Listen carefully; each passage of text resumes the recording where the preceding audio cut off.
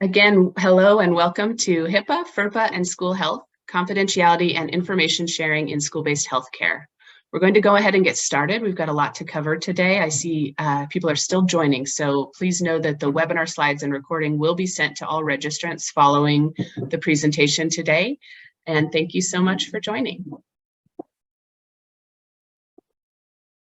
The School-Based Health Alliance works to improve the health of children and youth by advancing and advocating for school-based healthcare. Since 1995, the School-Based Health Alliance has supported and advocated for high-quality healthcare in schools for the nation's most vulnerable children. Working at the intersection of healthcare and education, the School-Based Health Alliance is a recognized leader in the field and a source of information on best practices for philanthropic, federal, state, and local partners and policymakers. Our focus includes policy, standards, data, and training to support and grow school-based healthcare, particularly school-based health centers.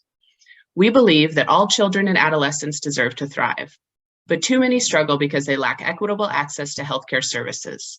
School-based healthcare is the solution, bringing healthcare to where students spend the majority of their time, in school. When health and education come together, great things happen. Attendance improves, conditions like asthma or diabetes are better managed, behavioral health issues get quick expert attention, and we all know that healthy students make better learners. I want to acknowledge staff and consultants supporting this project. My name is Katie Stinchfield, and I'm the prior director of behavioral health programs at the School-Based Health Alliance, now leading this project as a consultant. I'm joined on today's webinar by Suzanne Mackey, our Vice President of Policy and Public Affairs, as well as Michaela Riven, our amazing program associate. Andrea Green, Tiara Brooks, Andrea Shore, Laura Hurwitz, and Jeff Williams, many others at SBHA have been instrumental in supporting content review, design, and webinar logistics for this presentation. I also want to share a note that this national webinar has generated significant interest, and we received hundreds of questions in the registration forms. Since this is only a 1-hour webinar, our presenters will be able to respond to just a few of these. Many questions were also very site or state specific, and so we encourage you to seek legal advice within your own state or organization, or reach out to the National Center for Youth Law directly. We'll share contact information at the end of this presentation. So without further ado, I'm thrilled to introduce today's presenters and subject matter experts, Abigail English and Rebecca Goodman. Abigail is a lawyer, researcher, and advocate for the rights of vulnerable young people. Her research and advocacy have focused on health insurance and public financing of care for adolescents and young adults, consent and confidentiality protections, sexual and reproductive health care, and human trafficking. After founding and directing the Center for Adolescent Health and the Law for 2 decades, she currently provides consultation services to nonprofit organizations and public agencies on legal and policy issues in adolescent and young adult health, including the Society for Adolescent Health and Medicine and the National Center for Youth Law. Rebecca Goodman is the Senior Director of Health at the National Center for Youth Law. Rebecca works to ensure that young people's needs are centered in their healthcare experiences and that they have the resources and access they need for healthy growth and development. Rebecca has advocated for young people for more than 30 years. Her areas of expertise include confidentiality and information sharing across child serving systems, adolescent mental health and reproductive health access, healthcare for youth in the foster care and juvenile justice systems, and healthcare consent. She's thrilled to be partnering with her longtime friend and colleague, Abigail English, on this workshop. Abigail and Rebecca, thank you so much for sharing your expertise today. I'll turn it over to you. Thank you so much, Katie, and thank you all for being here with us. As Katie said, I'm thrilled to be doing this with Abigail and to have the privilege and pleasure of calling her a consultant to the National Center for Youth Law. Just quickly about who the National Center for Youth Law is. We are a national nonprofit organization that engages in impact litigation, policy advocacy, collaboration with community-based organizations, research, and we also provide technical assistance and education. And our vision is a world in which every child thrives and has a full and fair opportunity to achieve the future they envision for themselves. For today's webinar, our objectives also serve somewhat as an agenda. So we're going to begin with an introduction to the laws that most frequently apply to health information in a school-based health center setting, including HIPAA, FERPA, and talk about the role of state law. We'll then address how one might know which law controls release of health information in a school-based health program or setting. And we'll look at some case studies to highlight how information may be shared appropriately within each of those legal parameters. And we'll close by reviewing a few of the questions that you all submitted ahead of time. So just to ground ourselves, let's start with a case story that may resonate for some of you or for many of you working in school settings. So here we have John. He's a third grader at Franklin Elementary. He's been distracted and fidgeting in class. His teacher refers him and his family to the mental health counselor from a local nonprofit who comes to campus once a week. The counselor learns from John's mom that an aunt recently passed away and that he's scared about losing other family members. He hasn't been sleeping well and is feeling anxious. John's teacher reaches out to the counselor to ask if there's anything she can do to help him. So this case highlights the powerful role that appropriate information sharing can play in individual case coordination and management and to improve the outcomes of young people. But of course, we know information sharing can serve many other purposes as well. It's critical for payment. It can be necessary for evaluation and to improve programs, to help us better target interventions at an individual and population level, and to understand population level impacts, for example, the impact of attendance on bringing school-based health center services to a school site. And all of this would be really easy if information sharing were it, but we also know the important role of confidentiality. This is a quote from a young person after she found out that something she said in what she thought was a private therapy space was then shared with a judge. If an adult discloses information that a child or youth does not want shared, even if the disclosure is unintentional or serves other purposes, this can impact the willingness of a young person to actively engage in treatment. And this speaks to why confidentiality has been an important part of healthcare since before the time of Hippocrates. Confidentiality recognizes the unique dignity of patients as persons. It's considered a precondition for personal autonomy as well as for trust. And research tells us that confidentiality is essential to securing an alliance between a provider and a patient. We know that when confidentiality is assured, patients are more likely to seek care in the first instance and are more likely to communicate information fully and accurately when they are in that healthcare setting. And this is why we have so many laws and ethical obligations related to confidentiality. All patients expect their personal health information will be kept private, and young people and their families are no different. And this is why sometimes it feels like we're in a bit of a tug of war. We have these tensions where we have really important and valuable goals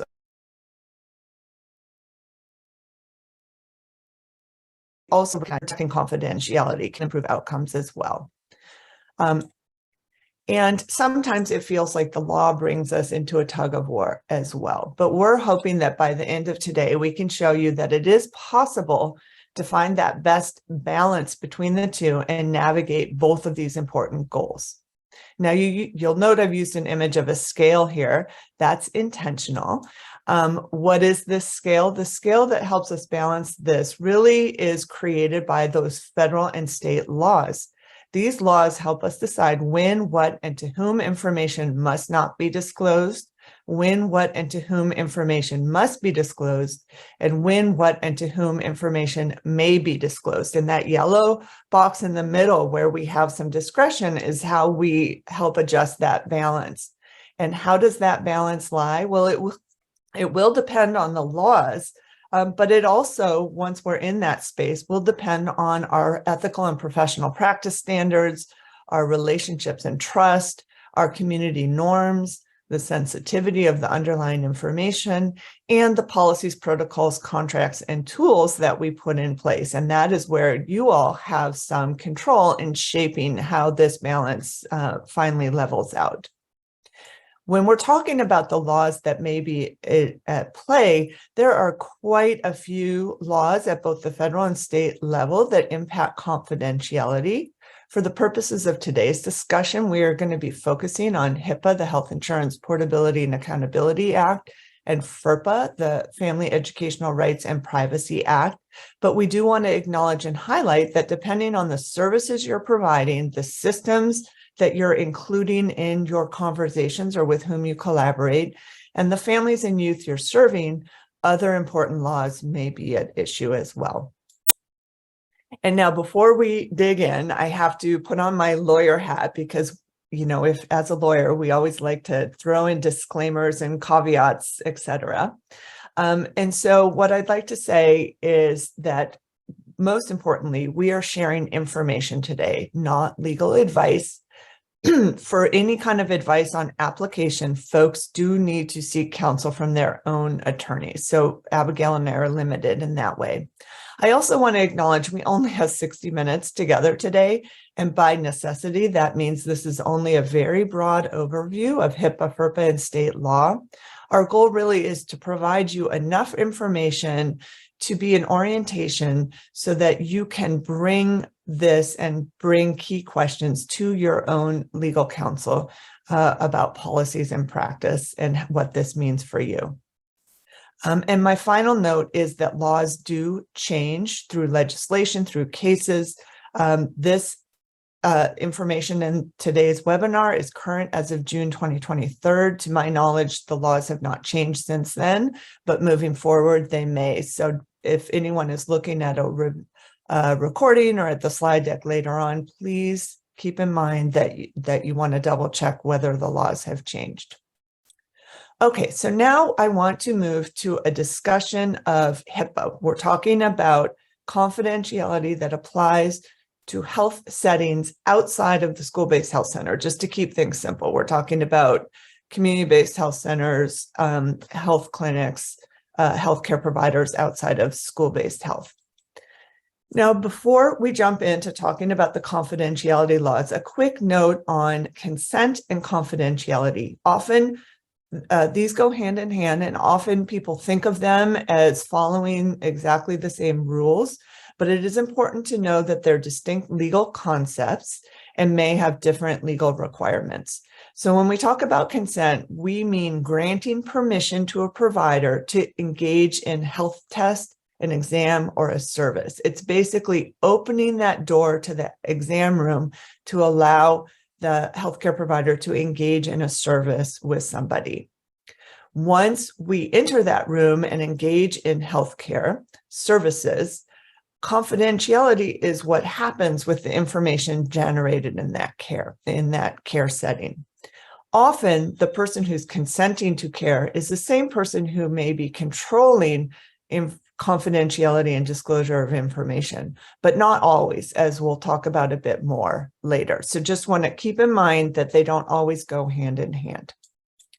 Now, when we're talking about health information and medical confidentiality laws, we have laws at both the federal and state level.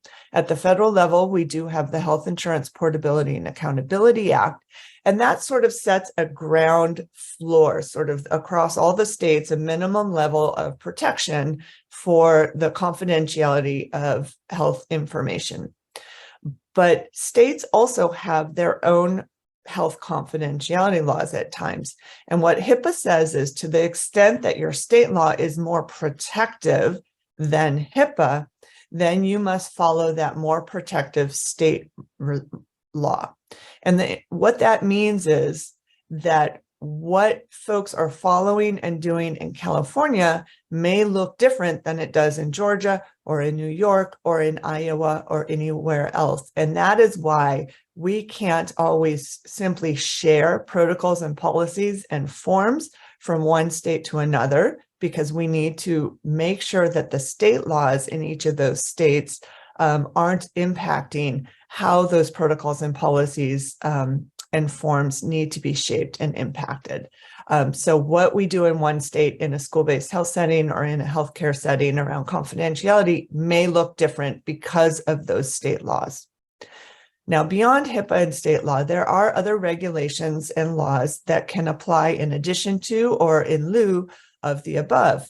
And common example that comes up is 42 CFR Part 2. That is what we call the Federal Substance Use Disorder Program Confidentiality Regulations. So if folks are providing substance use disorder services or referring kids to those programs, they may be having to deal with this additional layer of confidentiality. It's one of the most protective confidentiality laws in the country. So again, depending on the services you're providing, the scope, the families and the youth that you're serving, the funding, you may have some other laws above and beyond HIPAA and state law that you need to account for as you're figuring out confidentiality and information sharing. So let's, though, go back to HIPAA. Who must comply with HIPAA? HIPAA rules apply to what are called covered entities and business associates. Now, the important thing here is to note that not every healthcare provider is a covered entity. Only those healthcare providers who conduct certain transactions electronically, like electronic insurance billing, would be subject to HIPAA. So a healthcare provider who does nothing online, who doesn't do any billing, may not be subject to HIPAA.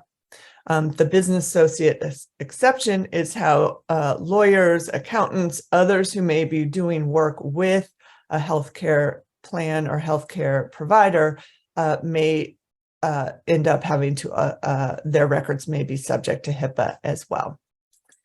What information does HIPAA protect? HIPAA limits disclosure of protected health information. You have the definition here, just a couple things to flag. It covers oral communication as well as written. And while this may be obvious, it's worth noting that it doesn't limit disclosure of anonymized information, only of individually identifiable information. And that's important when we talk about data sharing and doing data matching. All right, so is mental health information treated differently under HIPAA? Generally, no. But there are special protections in HIPAA for what are called psychotherapy notes. And you have the definition here, but in short, those are the notes that are recorded during a session documenting or analyzing the content of conversation between a patient and the therapist, whether it's in a group or an individual setting. And these are usually separated from the rest of the individual medical records. So if you are providing mental health services, it's just important to work with your legal counsel to make sure you understand what psychotherapy notes are and what HIPAA says about how to protect those. So let's say we now know that HIPAA applies. What are the general rules? What HIPAA says in general is that healthcare providers must protect the confidentiality of protected health information, that they must have a signed authorization in order to share protected health information. But there are some exceptions in HIPAA that either allow or require disclosure of records absent that signed release. So just in another sort of visual form, there's three ways information protected by HIPAA can be shared, either with a compliant authorization or under an exception that requires release, or under an exception that allows release. So let's walk through each of these. When we talk about that authorization form, HIPAA has some specific requirements for what a form must include in order to be valid. For it to be a compliant form, it must include all of these elements. Now, you can go through, this is something to work through with your legal counsel, but one thing I wanted to uplift, HIPAA says forms cannot be a compound document. What does that mean? Well, let me give you an example. Oftentimes, we're trying to fit everything into one form. We know we only have a little bit of time with that parent or guardian or person signing the form. So we may have the consent to treatment and a consent to bill and that consent to release information all on one form with one signature line. Having one signature line for multiple things for that release of information for the consent to treatment, that is what makes something compound.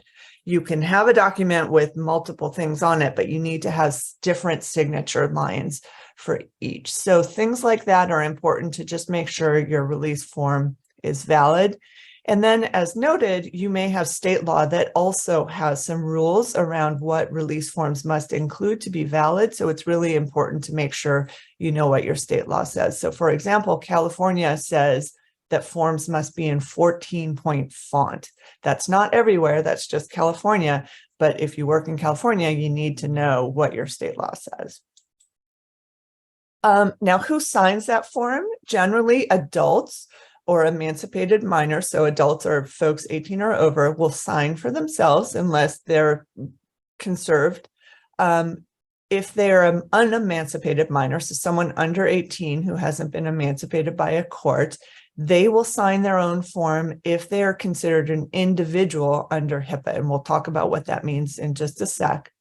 Otherwise, when we're talking about unemancipated minors, generally the parent, legal guardian, or the personal representative of the patient would sign. Now, when does that minor sign? The minor signs when they're considered an individual, and a minor is considered an individual under HIPAA in any of these three situations.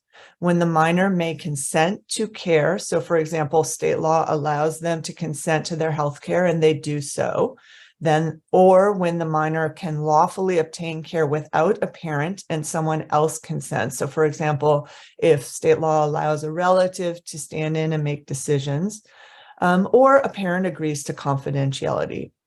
So you'll see this is really important. It links back to state law as well. So the way to know who signs the form is to understand when a minor may be considered an individual under your state law, when they can consent to their own care in your state, when others may be able to consent in lieu of a parent. So let's just put this in practice. Here we have Sylvia, she's 16, she's receiving prenatal care from a community clinic whose records are subject to HIPAA. She consented to this service on her own because under her state law, minors may consent to prenatal care. The health provider suggests it may be helpful to inform her school of her pregnancy so she can receive appropriate accommodations. May the health provider talk to the school based on Sylvia's verbal permission, and if written authorization is necessary, who signs it? So first, may the provider speak to the school based on verbal permission? As we just saw, a release under HIPAA requires either a signed authorization or an exception in HIPAA that would allow or require the provider to call the school. There is no such exception in HIPAA that would allow the healthcare provider to call the school office and disclose this confidential information. So a written authorization is necessary. And in this case, because this was healthcare that she consented to on her own under state law, then she would be the one that signs the release form. Now, what does HIPAA say about parent or guardian access to a minor's health information? So let's say now Sylvia, we know, signs her release, but would the healthcare provider be able to speak to her parents and share information about her prenatal care? That here again, HIPAA defers to state law or other applicable law like our federal drug treatment rules. And when we look at state law, there are four broad categories of rules. So it's important to go back and look at your state law, but it's probably going to fall in one of these four categories. The first, in some states, state law specifically grants minors control over whether or not a parent may be informed of healthcare delivered under minor consent. And it oftentimes requires a written release for a healthcare provider to disclose minor consent information to a parent. A second category are states that allow the healthcare provider, they give them discretion to determine whether or not to share minor consent information with parents. A third category also gives providers discretion, but it sets sort of a standard that they must use in making that determination. So in this case, for this particular kind of service in California, the professional person must decide whether sharing is they're supposed to share unless sharing would be inappropriate. And then the final category are states where state law is silent. That is not uncommon as well. And when that is the case, HIPAA says when there's no state law or other law addressing parent access, the provider may provide or deny access to the parent if it's consistent with state law, and if the healthcare provider makes that decision in the exercise of professional judgment. Now, another important thing to know is even when the law allows or generally would require disclosures to parents, there is what's basically a safety exception in HIPAA that says even if they otherwise have a right to information under state law, the healthcare provider under HIPAA has a right to choose not to disclose to a parent if the provider has a reasonable belief that the minor has been or may be subject to domestic violence, abuse, or neglect by the parent, or that giving the parent access to the minor's medical information could endanger the minor, and the provider in the exercise of professional judgment decides that it's not in the minor's best interest to do so. Okay, so that is parent access. Let's talk about those exceptions in HIPAA. As I said, there's exceptions that require disclosure and allow disclosure. When we say require disclosure, an example would be when a court order requires disclosure, HIPAA says you must comply, or critically, HIPAA says when there is another law that specifically requires disclosure, HIPAA says you must comply. This is where we turn back to state law again. Does your state law include any required disclosures? Examples might be mandated child abuse reporting or mandated reporting of certain health outcomes to a public health department. So again, really important to know your state law. There also are quite a few exceptions in HIPAA that allow but don't require healthcare providers to release information. That includes exceptions that allow disclosures for treatment, payment, and healthcare operations to avert a serious or imminent threat, for research, but there are many, many others. Let's just look at one quick example. So we have a pediatrician whose records are subject to HIPAA, who assesses 14-year-old Janice and believes Janice may have anxiety, would like to refer Janice to a therapist. May the pediatrician make a referral to that therapist and share relevant information even without having a written authorization in place? So we would first ask about that authorization, but even if there's not one in place, there is what's called this treatment exception in HIPAA, and HIPAA says that one healthcare provider may share information with another healthcare provider for treatment purposes. And treatment can include provision, coordination, or management of healthcare. And you can read the full description here, but it also includes referral. So in this case, the pediatrician is allowed but not required to share that information in order to make that warm handoff on behalf of this patient. Okay, I'm going to now turn to FERPA and to education records. So just like HIPAA, we have law at both the federal and state level that protects the confidentiality of education information. At the federal level, we have the Family Educational Rights and Privacy Act, and we also have the Individual with Disabilities Education Act for any special education services that might be provided. And then at the state level, we have state law. Now, unlike HIPAA, in this situation, the Family Educational Rights and Privacy Act generally, if state law conflicts with FERPA, FERPA usually preempts state law. So that's different than HIPAA. So what we do under FERPA in one state probably looks pretty similar to what we do in another state, but it is important to still look at your state law because there may be some differences in application. Who must comply with FERPA? FERPA says educational and agencies and institutions must comply with FERPA. That includes any agency that is a recipient of education dollars from the Department of Education. It can include school districts, individual schools, boards of education, school employees. It also can include organizations that contract with or consult with an educational agency if they can be called a school official. And we'll talk more about that in a minute because that's important for school-based health centers.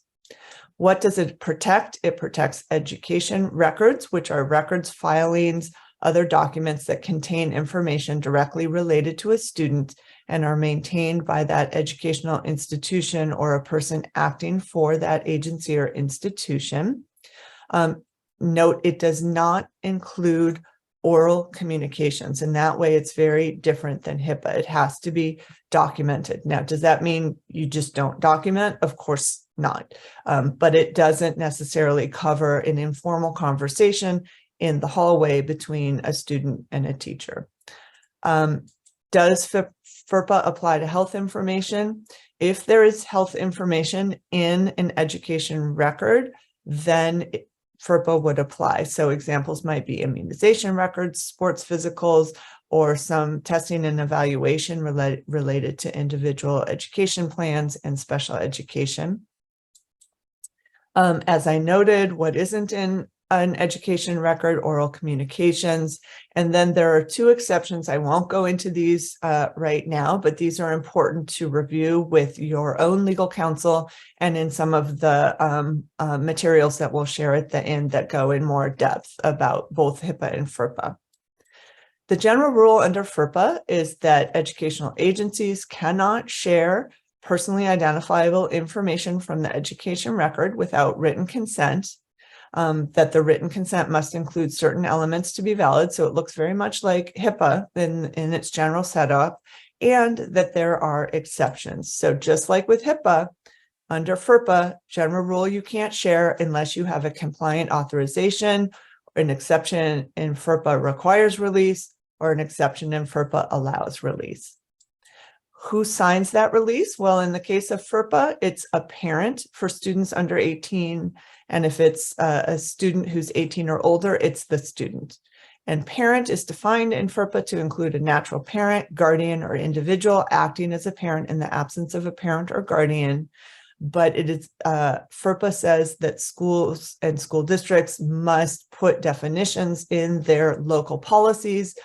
This may be a place where you find state law and state policy that looks a little bit different than FERPA, so it's important to look at what your local policy says. When we're talking about exceptions in FERPA, again, there are quite a few. Examples are there's something called the juvenile justice exception that allows some communication between schools and the juvenile justice system. There's exceptions for reporting child abuse. There are exceptions that allow some disclosures between child welfare and schools, and an exception that allows disclosure between school officials in the same educational setting. And let's look at a couple of examples of how this plays out.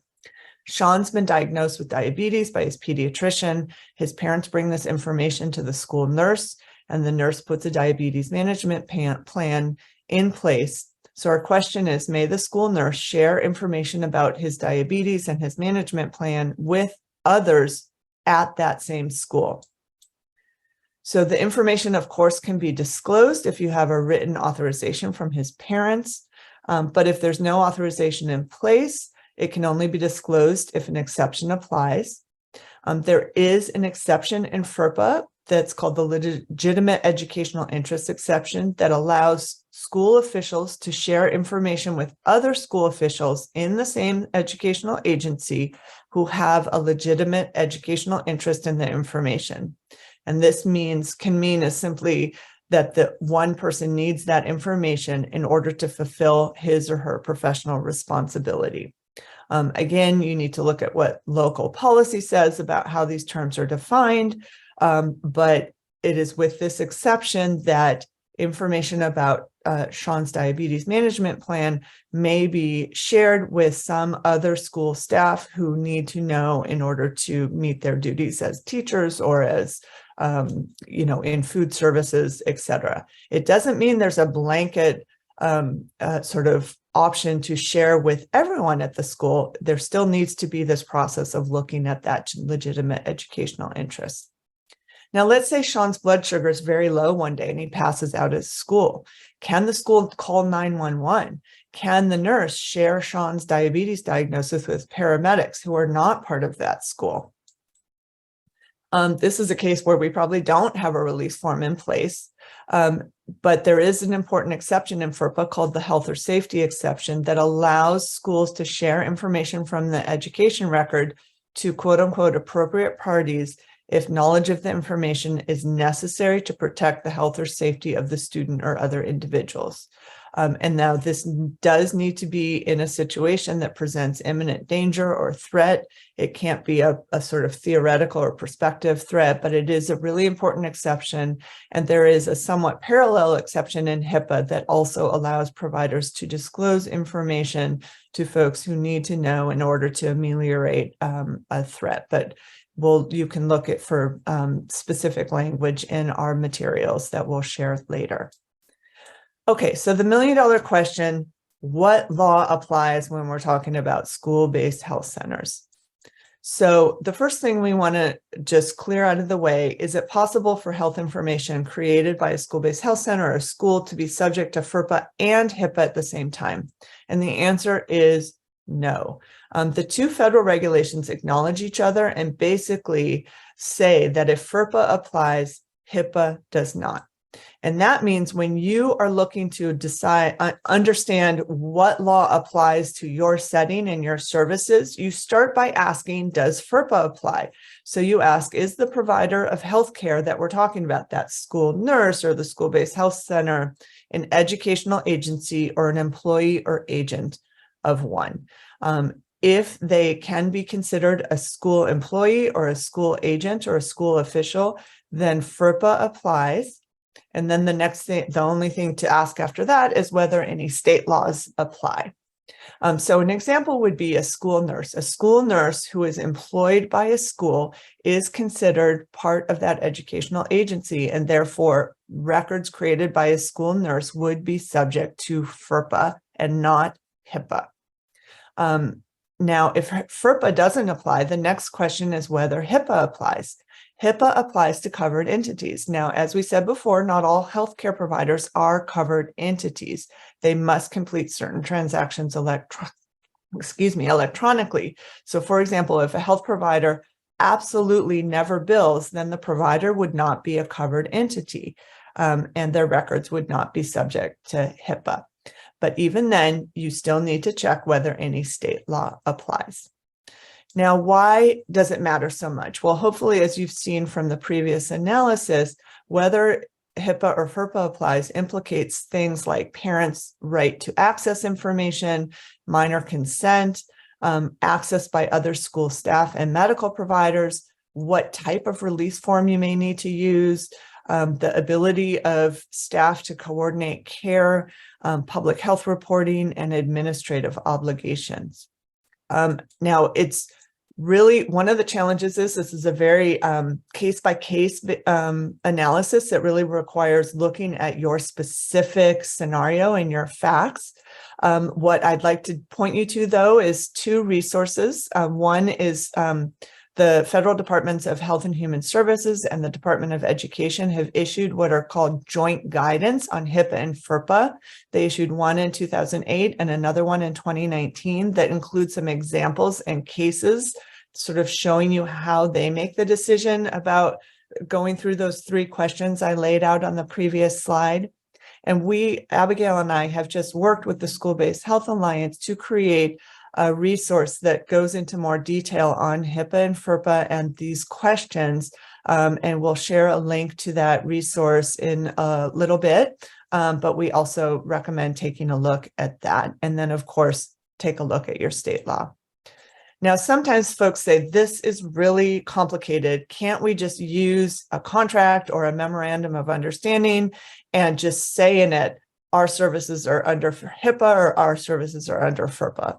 And the answer is not really, because if all the legal factors align to make clear that FERPA or HIPAA apply, that can't be changed by a contract. We can't change state law by contract. We can't change federal law by contract.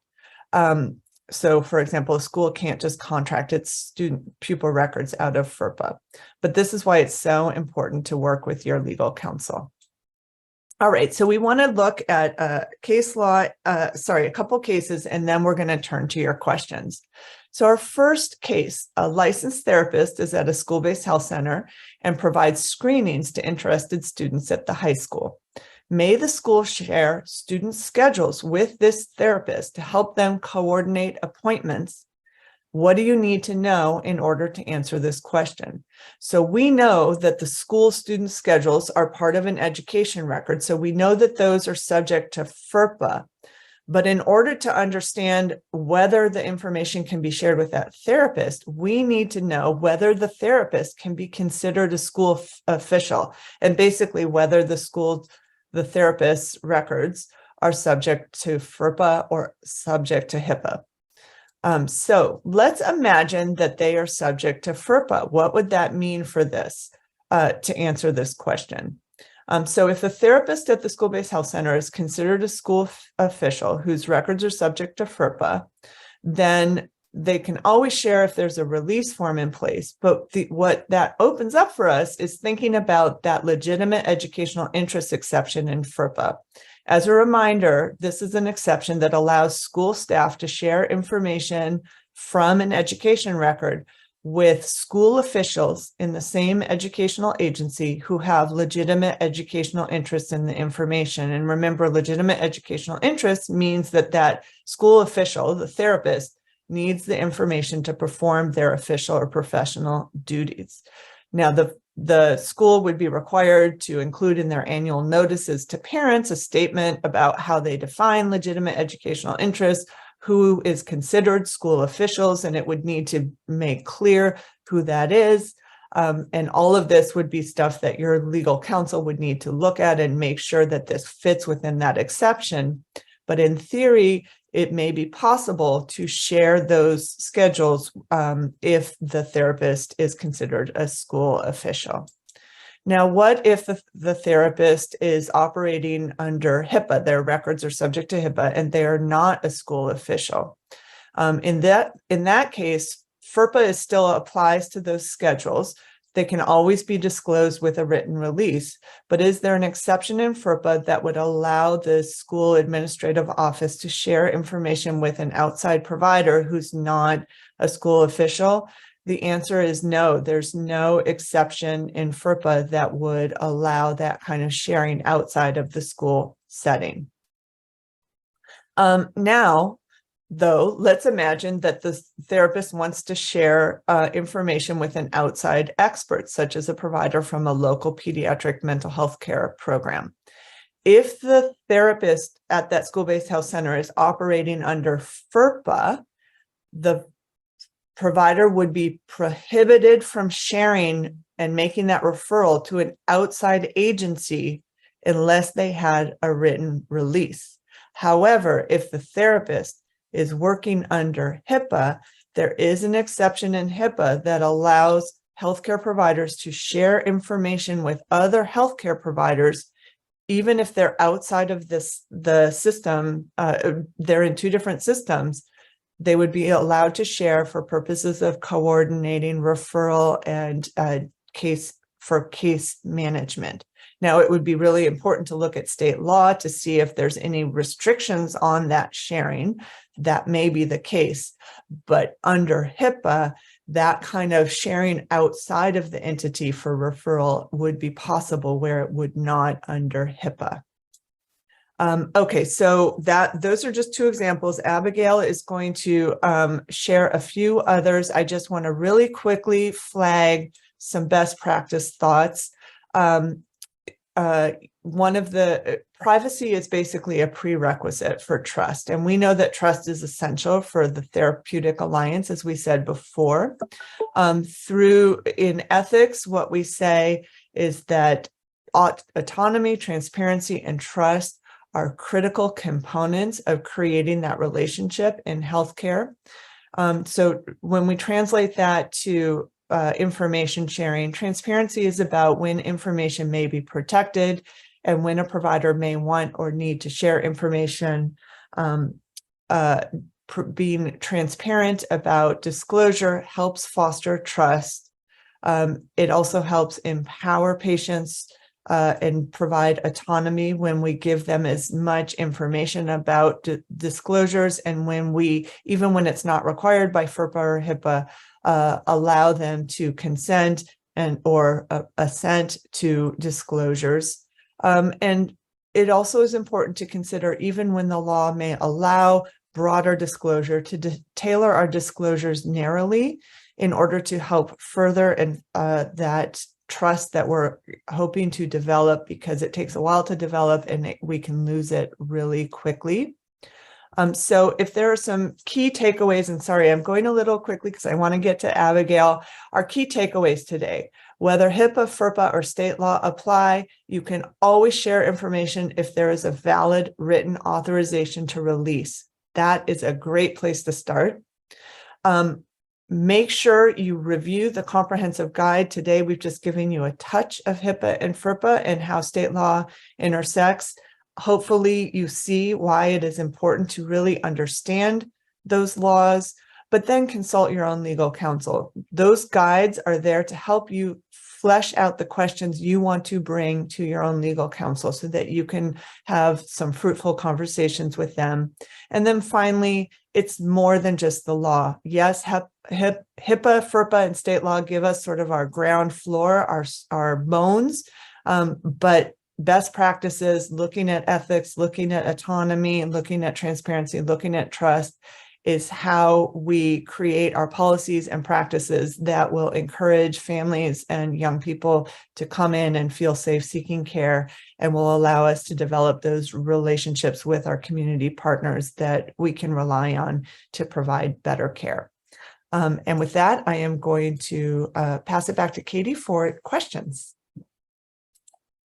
Rebecca, thank you so much. That was an incredible overview in a very small amount of time. We really appreciate it. So, Abigail, I will ask some questions and let you respond. First question: how can states ensure that a patient seeking confidential services will not receive documentation of payment or denial from payers? Thank you for that question, Katie, and thank you, Rebecca, for a whirlwind tour of HIPAA, FERPA, and state law. That was really magnificent, and it's such a pleasure working with you. So in terms of documentation of payment or denial from payers, it's not possible to ensure with absolute certainty that payers will not send documentation of payment or denial of payment. For private commercial insurance, this documentation is usually sent in the form of an explanation of benefits, an EOB, usually to the policyholder, who is often the parent. For Medicaid, EOBs are not required by federal law, although in Medicaid managed care plans, there is some risk that they will be sent. And other forms of documentation used for fraud prevention are sometimes sent to families. A growing number of states, including California, Colorado, Connecticut, Illinois, Massachusetts, Maryland, Oregon, Rhode Island, and Washington, have enacted statutes or adopted regulations to increase confidentiality protection for dependents who are insured on a family member's plan. Dependents, most of these apply to private insurance. Illinois' law applies only to Medicaid, and California's law applies to both. Implementation of these laws has been uneven and requires coordinated training and advocacy to ensure that patients receive maximum protection. Because it's not possible to ensure that documentation will not be sent, when discussing confidentiality protection with students, it's important to explain the limitations and potential for disclosure associated with billing. And that relates to the trust issues that Rebecca was just talking about. Thank you so much, Abigail. Another question: what are the most important things for school-based mental health therapists to consider when writing session notes? This is such an important question. And one extremely important consideration in writing session notes is who might have access to the information in the notes. To determine when and to whom the therapist's session notes might be disclosed, it's important to know whether the mental health therapist is governed by HIPAA or FERPA. Under HIPAA, as explained by Rebecca in today's presentation, mental health information is not generally treated differently from other PHI, so it is possible for it to be disclosed for treatment purposes without prior authorization. However, mental health documentation that qualifies as psychotherapy notes is treated differently and usually requires prior patient authorization for disclosure.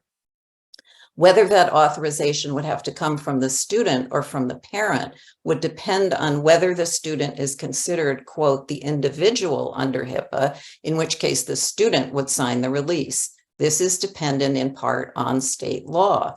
And to the extent that state law offers more confidentiality protections, that may be controlling. So if it's HIPAA that controls, you must know what your state law says. Under FERPA, as Rebecca also explained today, if the therapist session notes become part of the student's education record, the information may be accessible to others on the school site under the legitimate educational interest exception.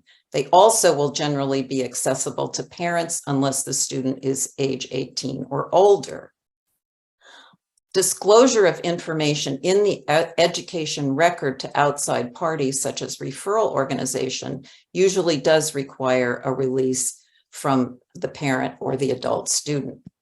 Under both HIPAA and FERPA, disclosures of information in a therapist session notes may occur, either because the necessary release has been signed or because it falls under an exception in HIPAA or FERPA, allowing or requiring disclosure without an authorization or release. In addition to HIPAA and FERPA, some states have special laws that apply to mental health information or mental health therapy records. So the requirements of these laws must be considered along with HIPAA and FERPA. Whether HIPAA, FERPA, or state law applies, it is important for the therapist to be aware of who might see the information that is recorded in their session notes and tailor what they write accordingly. It is also important for the therapist to let the student know in advance what kind of information might be disclosed to others, parents, other healthcare professionals, school personnel, anyone else. We say, as Rebecca summarized at the end of her presentation, that best practice principles are autonomy, transparency, and trust. And this recommendation regarding letting people know in advance is an example. So that's a quick overview of what might be important considerations in writing session notes. Thanks, Abigail. We have another question about mandatory reporting and how to navigate HIPAA and FERPA when making mandatory reports. So as Rebecca explained, both HIPAA and FERPA contain exceptions that allow professionals to comply with mandatory reporting obligations under their state law, and they are then obligated to comply with those requirements. It's very important to know the specifics of the state reporting law in terms of such issues as who is required to report, to whom must the report be made, and what information is required to be reported. If information is otherwise protected as confidential and requires a release to be disclosed, it may not be disclosed as part of a child abuse report unless it is specifically within the scope of what is required to be reported. Another consideration is anyone required to be notified that the report is being made?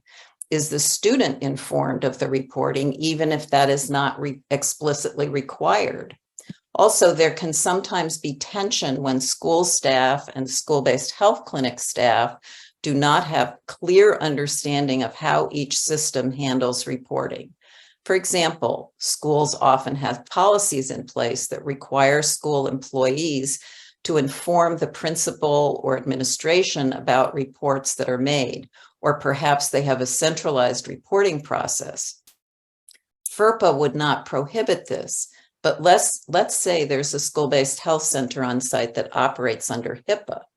There is no exception in HIPAA that would allow the school-based health center to share any specifics about a mandatory child abuse report being made without specific authorization. So again, your state law is critical. The specific scope of the information that's required to be reported by your state law is absolutely critical. And I think people often misunderstand and think, oh, there's a child abuse report required, I can say anything. And that's not the case. You can only report the specific items that are required by the law. Thank you so much, Abigail. We have time for one more question quickly. How does school-based staff understand their ability to speak with other child and adolescent serving systems like child welfare, mental health, the juvenile justice system, et cetera? That's such a great question to close with, because of course these issues do not exist in isolation. FERPA controls release of information held in education records. If school staff are being asked to disclose student identifying information from a record, there must be a release form in place or an exception in FERPA that allows the release. There are exceptions in FERPA that authorize disclosures to child welfare and juvenile justice with certain parameters. We've talked today about ways that communication with other health systems might occur. The best recommendation is that school district council provide more information on how FERPA works and when and how information sharing can happen. Thanks so much, Katie. Those were great questions. I wish we had time for a dozen more, but we don't today. Thanks. Absolutely. Thank you, Abigail. And thanks again, Rebecca. We really appreciate this incredible presentation on such a deep and varied topic. You'll see our post-presentation poll on the screen. I've got a couple more things to share. The contact information for National Center for Youth Law, if you have further questions, is on the screen. Again, all the slides and the recording of this webinar will be shared with anyone who registered, so keep an eye out for that.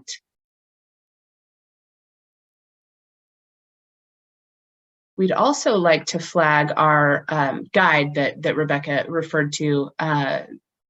As part of this project, we worked with both Rebecca and Abigail to develop this resource guide and a brief infographic overview on HIPAA and FERPA in school-based health centers. So please be sure to check those out. And if you would like to keep in touch with us at the School-Based Health Alliance, we invite you to join us by subscribing to our biweekly digest, which you can do on our website. If you scroll down to the bottom, there's that purple circle where you can enter your information. You can also follow us on all the forms of social media. Thanks to those of you completing the poll. We will keep looking for those responses as you sign off. Thank you again. We're so happy to have had Abigail and Rebecca join us today, as well as all of you.